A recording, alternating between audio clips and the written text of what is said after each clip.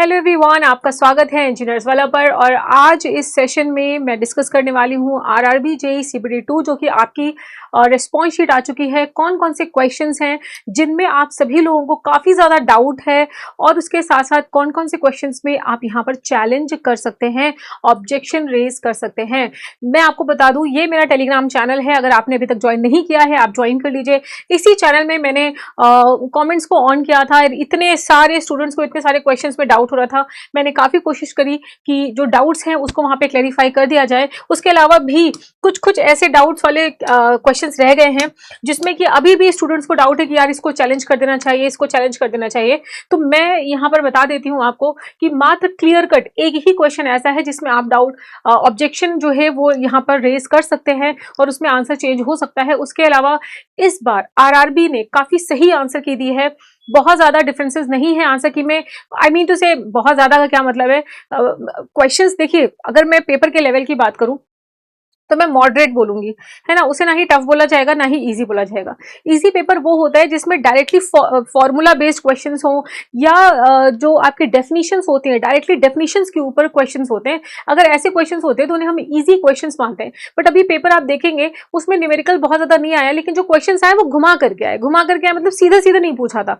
और उसमें best possible answer क्या हो सकता है, जैसे कि कई क्वेश्चन ऐसे भी हैं जिसमें more than one answer possible है, बट आपको हमेशा वही चूज करना होता है जो बेस्ट पॉसिबल हो सकता है। और ऐसे ईएससी में भी आते हैं कि आपको बेस्ट पॉसिबल चूज करना होता है। तो इसी केस में जहां पर आपको बेस्ट पॉसिबल चूज करना है ना, वहीं पर ही स्टूडेंट्स को काफी ज्यादा डाउट्स भी है, यार ये भी हो सकता है, ये भी हो सकता है। लेकिन ऐसा है कि एक ही क्वेश्चन है जिसमें आप शॉर्ट यहाँ पे चैलेंज कर सकते हैं। उसके अलावा एक और क्वेश्चन है वो जिसमें कॉपर वाला है, भी मैं आपको बताती हूँ जस्ट इस सेशन में। उसमें भी आप जिसको चाहिए वो चैलेंज कर सकता है, बट बेस्ट पॉसिबल अगर देखेंगे तो फिर वो आपका आंसर हो जाएगा। अगर आपने अभी तक मेरा टेलीग्राम चैनल ज्वाइन नहीं किया है, सारी अपडेट्स आपको इसी चैनल में मिलती हैं, और यहाँ पर मैं लाइव भी आती रहती हूँ आप लोग के डाउट्स क्लियर करने के लिए। आओ चलो सबसे पहले ये क्वेश्चन हम लोग देखते हैं। दिस क्वेश्चन, ये क्वेश्चन अपने आप में एक ऐसा क्वेश्चन है जिसमें आप चैलेंज कर सकते हो। क्वेश्चन था, which of the following can be measured using interferometry. Interferometry में आप क्या क्या मेजर कर सकते हो। देखो, इंटरफेरोमेट्री का सबसे बेसिक जो काम है, सबसे टॉप काम जिसको हम कहते हैं, सो जो बेस्ट पॉसिबल काम है वो है डियर लीनियर मेजरमेंट करना। ये आपके NV Raghavendra, page number 174, engineering metrology and measurement, NV Raghavendra and L Krishnamurthy, ये जो इनकी किताब है, इसमें अगर आप देखेंगे तो यहाँ पर ये एक मिनट, मैं इसको थोड़ा सा रीएडजस्ट कर देती हूँ, टीचिंग मोड से आकर के प्रिपरेशन मोड कर देती हूँ। मैं इसको थोड़ा सा रीएडजस्ट कर देती हूँ क्योंकि मुझे ऐसा लग रहा है कि ये पेज जो है वो छुप सा गया है ना। एक मिनट, इसको मैं टॉप में ले आती हूँ, टॉप में मूव टू टॉप लेयर। ठीक है, ठीक है, इसको थोड़ा सा इधर ले जाते हैं, थोड़ा सा छोटा कर देती हूँ वैसे,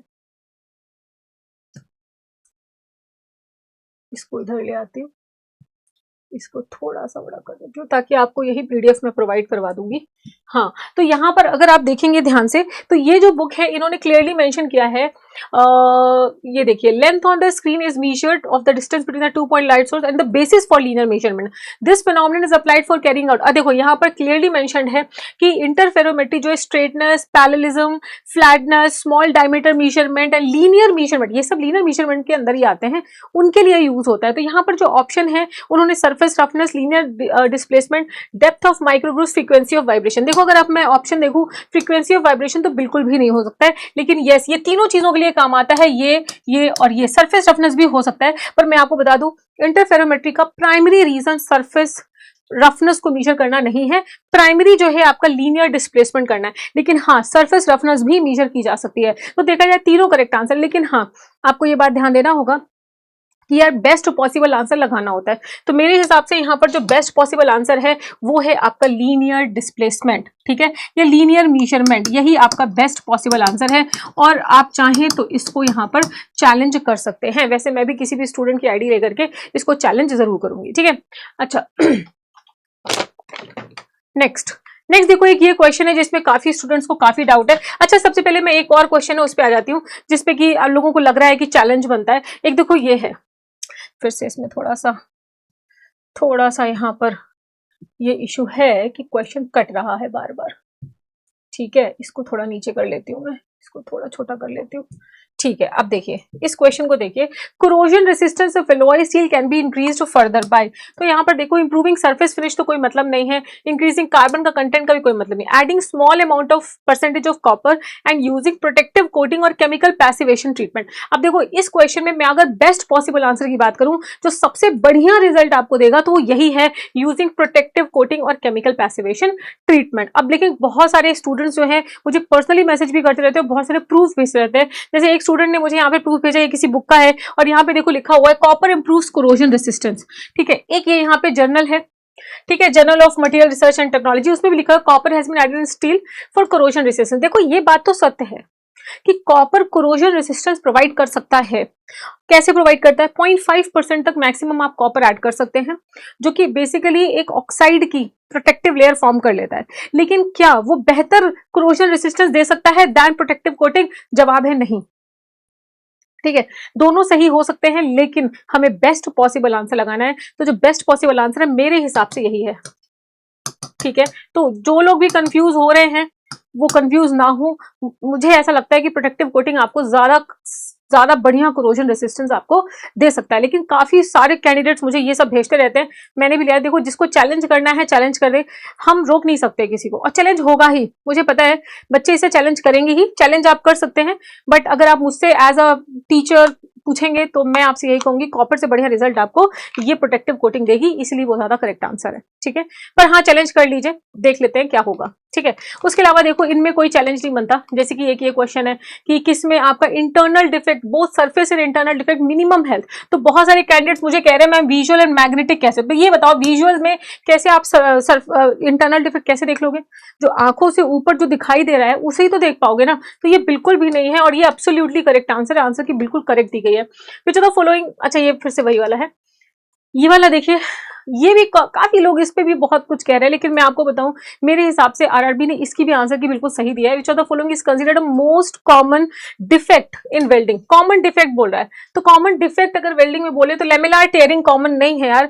दूसरी इंपॉर्टेंट बात, लेमिनार टेयरिंग जो है वो अंदर क्रैक्स होते हैं, लंबे लंबे क्रैक्स होते हैं, प्लेन में क्रैक्स होते हैं, ये इतना कॉमन नहीं है, इसको बचाया भी जा सकता है। इनकम्प्लीट पेनिट्रेशन तो भाई देखो ऐसा है, कॉमन डिफेक्ट नहीं है, अगर आपने करंट वगैरह बढ़िया से लिया है, पोलैरिटी सही ली है, तो इनकम्प्लीट पेनिट्रेशन होगा ही क्यों, ठीक है। एक्सेसिव स्पैटर, अब देखो कुछ लोग कंफ्यूज हैं, ये अंडरकट और एक्सेसिव स्पैटर, स्पैटर होता है और अंडरकट भी होता है, लेकिन देखो ऐसा है, क्या ज्यादा नुकसान पहुंचा सकता है, स्पैटर या अंडरकट? अंडरकट। अंडरकट से वेल्ड की जो क्वालिटी है वो काफी ज्यादा घट जाएगी, लेकिन जो स्पैटर क्या है, छींटे ही तो हैं, ड्रॉपलेट्स ही तो हैं जो स्पिल आउट हो गए हैं, तो हाँ ये सरफेस को देखने में खराब कर देते हैं पर ये वेल्ड को बहुत वीक करने में सक्षम नहीं है। दूसरी इंपॉर्टेंट बात, स्पैटर को कई तरीके से रोका भी जा सकता है, तो मेरे हिसाब से इसमें अगेन अंडरकट ही बिल्कुल बेस्ट पॉसिबल आंसर है, जो कि आंसर की में बिल्कुल सही दिया है। काफी लोग आप लोग कंफ्यूज हो रहे हैं, अब देखो चैलेंज जिसको करना है तो कर लो, मैं किसी को रोक नहीं सकती हूँ, लेकिन अगर आप मुझसे पूछोगे तो यही बेस्ट आंसर है जो आरआरबी ने दिया है, ठीक है। उसके बाद most effective method of applying cutting fluid, high speed machining. देखो अगर हाई स्पीड मशीनिंग हो रही है, large amount of heat will be generated, और कुछ स्टूडेंट्स कह रहे हैं भैया मैम ये हो सकता है, कहाँ गया ये एटोमाइज्ड स्प्रे, भैया अगर आप स्प्रे डालोगे, देखो कटिंग फ्लूइड का क्या काम है, प्राइमरी काम कूलिंग करना है। अगर इस मिस्ट के फॉर्म में आप डाल रहे हो तो जो फ्लो है कटिंग फ्लूइड का वो बहुत ज्यादा होगा नहीं, तो हीट लेके जाएगा ही नहीं ना, तो उतनी बढ़िया कूलिंग होगी नहीं। अब क्योंकि बोला है high speed machining, high speed machining का कहने का अपने आप में मतलब यही है कि भैया यहाँ पर large amount of heat generate होगी, तो ऐसा कुछ यूज करना पड़ेगा जो कि बहुत जल्दी ठंडा करे। तो जल्दी ठंडा वो करेगा जो फ्लडिंग है, फ्लडिंग मतलब कि वो एक धार लगा देते हैं, एक तरफ से आता है ठंडा करके लेके जाता है, आता है ठंडा करके लेके जाता है, तो ये भी बेस्ट पॉसिबल आंसर है फ्लडिंग। और यहाँ पर भी जो आरआरबी है उन्होंने सही आंसर दिया है मेरे हिसाब से। बाकी जिसको चैलेंज करना है करते रहो, वो आपकी मर्जी है यार, लेकिन मैं वही क्वेश्चन आपको बता रही हूँ जो ग्रुप्स में आ रहे थे, बार बार उस पर डिस्कशन चल रहा था, काफी स्टूडेंट्स काफी कुछ कह रहे थे, ये मेरा नजरिया है जो मैं आपको यहाँ पर बता रही हूँ। उसके अलावा ये मैंने आपको बता दिया। अब फिर इसके अलावा देखो ये जो मुझे लगता है कि ये एक ऐसा क्वेश्चन है जिसे कैंसिल होना चाहिए या इसका आंसर चेंज होना चाहिए, इसके अलावा मुझे नहीं लगता है कि कोई भी ऐसा यहाँ पर है।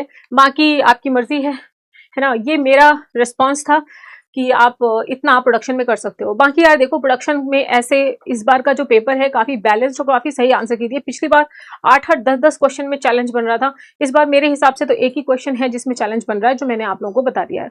वो दूसरा कोरोजन वाला भी जिसको चैलेंज करना है कर सकते हैं, पर बेस्ट पॉसिबल तो वही है जो मैंने आपको बताया। है ना, प्रोटेक्टिव कोटिंग।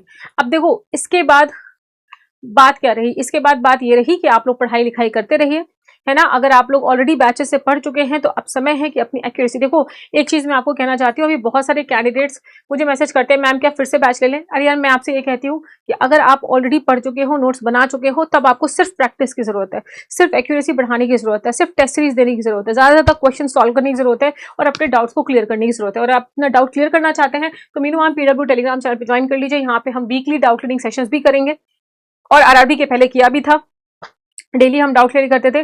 बाकी all the very best, thank you so much.